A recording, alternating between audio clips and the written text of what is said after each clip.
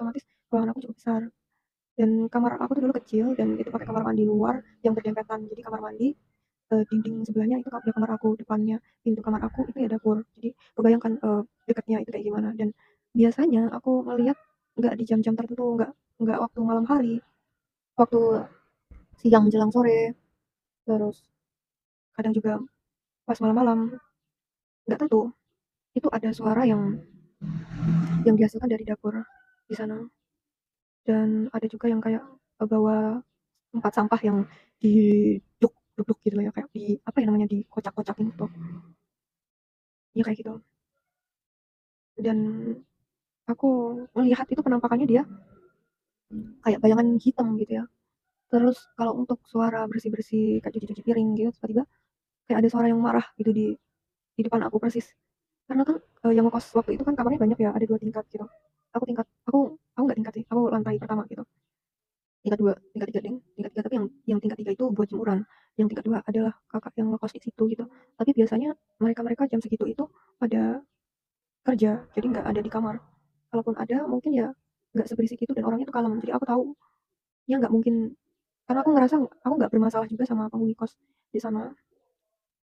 Dan waktu itu aku pernah lihat gitu, penampakannya yang bawa 4 tong sampah dari lantai 2 tuh turun ke lantai 1. Terus dipukul-pukul kan pakai ini, entah pakai kaki atau pakai apa gitu, itu keras banget. Itu kayak orang gila yang marah banget gitu, kayak orang marah sih. Tapi aku ngerasa itu bukan anak kos sana gitu, karena yang setiap hari ada di kos itu kan ya aku gitu, karena pekerjaan aku itu juga yang online gitu, ya bisa WFH,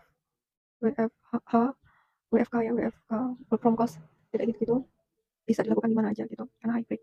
Terus aku kan sering ngabisin waktu di kos, aku nggak pernah kemana-mana kalau di Surabaya, karena waktu itu ya mungkin takut diculik atau dibunuh atau dijamret tiba-tiba atau jadi korban pembunuhan gitu.